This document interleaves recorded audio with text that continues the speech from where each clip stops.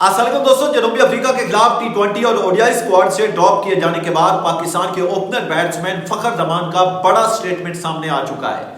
Selection committee की जानिब से यह कहा गया है कि फखर जमान ने खुद हमें कहा है कि मुझे जनूबी अफ्रीका के खिलाफ टी20 और ओडीआई स्क्वाड के अंदर शामिल ना किया जाए क्योंकि मैं पूरी तरह से फिट नहीं हूं। लेकिन अब फखर जमान ने सिलेक्शन कमेटी के इस बड़े झूठ से पर्दा उठा दिया है और फखर जमान ने बता दिया है कि मुझे जनूबी अफ्रीका के खिलाफ टी20 और ओडीआई स्क्वाड के अंदर शामिल क्यों नहीं किया गया। इसके अलावा सिलेक्शन कमेटी के दोहरे मयार और दोहरे रवैये के हवाले से आपको बताएंगे कि किस किस्म के दोगलेपन का मुजाहरा किया है सिलेक्शन कमेटी ने और फखर जमान को रास्ते से हटाने की कोशिश की है और फखर जमान के कैरियर को खत्म करने की कोशिश की है। इसके पीछे कौन सी बड़ी वजह है जिसकी वजह से फखर जमान को पाकिस्तानी स्क्वाड से बाहर किया गया है। अगर आप भी फखर जमान के सपोर्टर हैं तो आपने वीडियो को एंड तक देखना है और चैनल को सब्सक्राइब करना है क्योंकि आज की इस वीडियो में हम आपको बताने वाले हैं कि फखर जमान ने ड्रॉप होने के बाद कौन सा बड़ा स्टेटमेंट दिया है और फखर जमान को ड्रॉप किए जाने के पीछे सबसे बड़ी वजह क्या है। फखर जमान ने कौन सा बड़ा स्टेटमेंट दिया है जिसके बाद सिलेक्शन कमेटी के झूठ से मुकम्मल तौर पर पर्दा उठ चुका है। इसके हवाले से आगे चलकर आपको बताता हूं, लेकिन उससे पहले मैं आपको बता दूं कि सिलेक्शन कमेटी ने जनूबी अफ्रीका के खिलाफ जिस टी20, ओडीआई और टेस्ट स्क्वाड का ऐलान किया है, क्या इसके अंदर जो खिलाड़ी हैं वो मुकम्मल तौर पर फिट है। नुमान अली, जिनको आपने जनूबी अफ्रीका के खिलाफ पाकिस्तान के टेस्ट स्क्वाड का हिस्सा बनाया है, क्या नुमान अली पूरी तरह से फिट है? क्या शान मसूद पूरी तरह से फिट है? क्या बाबर आजम पूरी तरह से फिट है? अगर ऐसा नहीं है तो फिर फखर जमान के साथ ये ज्यादती क्यों हो रही है? तो फिर फखर जमान को आपने फिटनेस का बहाना बनाकर पाकिस्तान के टी20 और ओडीआई स्क्वाड से बाहर क्यों किया है? दोस्तों, दरअसल ये मामला कुछ इस तरह से है कि आप सब जानते हैं कि फखर जमान ने बाबर आजम के हक में ट्वीट किया था। जब बाबर आजम को इंग्लैंड के खिलाफ दूसरे टेस्ट मैच से ड्रॉप किया गया था तो उसके बाद फखर जमान ने बाबर आजम के हक में ट्वीट किया था। हालांकि वो ट्वीट भी फखर जमान ने खुद नहीं किया था बल्कि वो एक प्राइवेट कंपनी की जानिब से किया गया था, जिसके बाद पीसीबी के चेयरमैन मोहसिन नकवी साहब खुद मीडिया के ऊपर आकर कहते हैं कि जो भी खिलाड़ी हमारी पॉलिसीज की खिलाफ वर्जी करेगा हम उसको सजा देंगे। और फखर जमान को सजा के तौर पर ना तो ऑस्ट्रेलिया के खिलाफ टी20 और ओडीआई स्क्वाड का हिस्सा बनाया गया और ना ही फिर जिम्बाब्वे के खिलाफ टी20 और ओडीआई स्क्वाड का हिस्सा बनाया गया।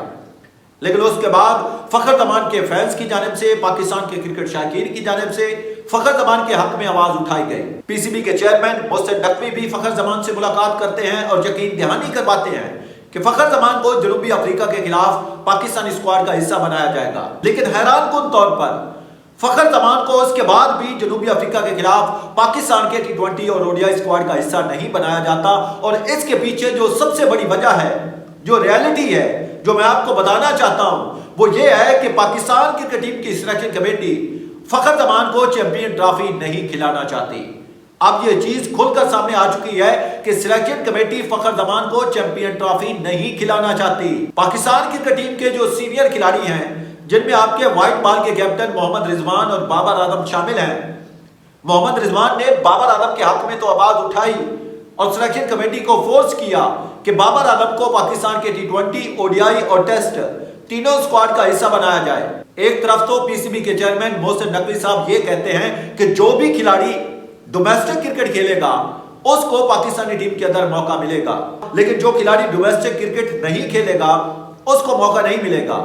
तो आप इस बात का जवाब दें कि जब आपने बाबर आजम को ड्रॉप किया था तो उसके बाद से लेकर आज तक बाबर आजम ने कितने डोमेस्टिक मैचेस खेले हैं? एक भी डोमेस्टिक मैच नहीं खेला बाबर आजम ने, लेकिन इसके बावजूद बाबर आजम को टी20, ओडीआई और टेस्ट स्क्वाड के अंदर शामिल किया जाता है। हम बाबर आजम के मुखालिफ नहीं हैं और ना ही हम बाबर आजम के अगेंस्ट चलते हैं। नो डाउट, इसमें कोई शक नहीं कि बाबर आजम पाकिस्तान के सबसे बड़े बैट्समैन हैं। लेकिन आप अगर बाबर आजम को इतनी बुरी परफॉर्मेंस के बावजूद पाकिस्तान के तीनों फॉर्मेट खिला सकते हैं तो फिर आप फखर जमान को पाकिस्तान के टी20 और ओडीआई स्क्वाड के अंदर शामिल क्यों नहीं कर सकते? आखिर फखर जमान का कसूर क्या है?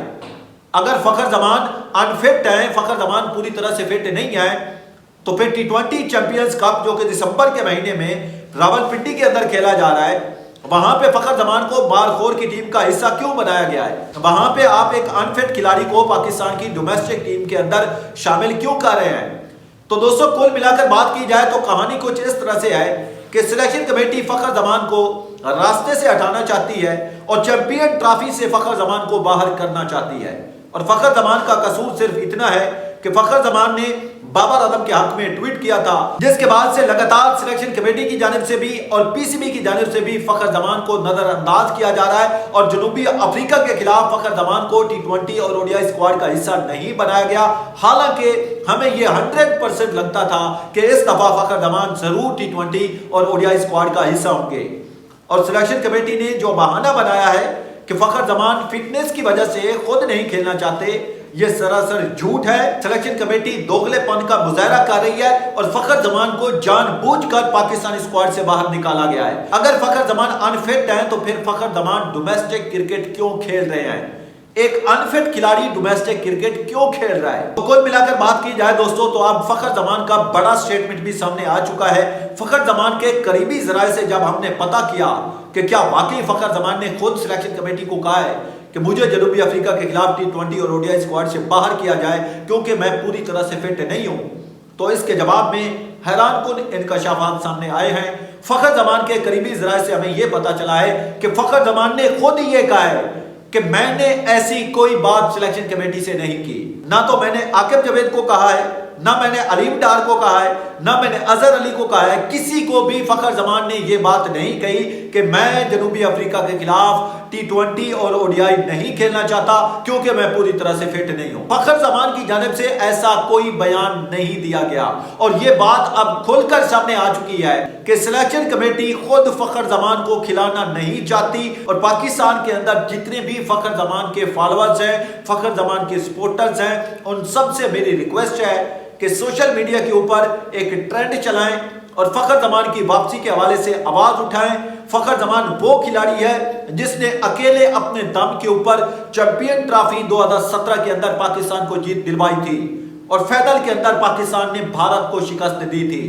ये लोग फखर जमान को चैंपियन ट्रॉफी नहीं खिलाना चाहते। मैं आज आपको बता रहा हूं, आपने फखर जमान के हवाले से सोशल मीडिया के ऊपर आवाज उठानी है। हम भी अपने चैनल के ऊपर फखर जमान के हवाले से आवाज बुलंद करते रहेंगे और जब तक सिलेक्शन कमेटी फखर जमान को पाकिस्तान के ओडीआई स्क्वाड और टी20 स्क्वाड के अंदर शामिल नहीं करेगी, तब तक हम फखर जमान के लिए आवाज उठाते रहेंगे। तो कुल मिलाकर बात की जाए दोस्तों तो फखर जमान के बड़े स्टेटमेंट के हवाले से मैंने आपको बता दिया है कि फखर जमान ने यह क्लियर कर दिया है कि मैंने सिलेक्शन कमेटी से ऐसी कोई भी बात नहीं की। सिलेक्शन कमेटी सरासर झूठ बोल रही है, सिलेक्शन कमेटी दोगलेपन का मुजाहरा कर रही है और सिलेक्शन कमेटी ने जानबूझकर फखर जमान को टी20 और ओडीआई स्क्वाड से ड्रॉप किया है। आगा सलमान जैसे फजूल खिलाड़ी को इन्होंने टी20 के अंदर शामिल कर लिया।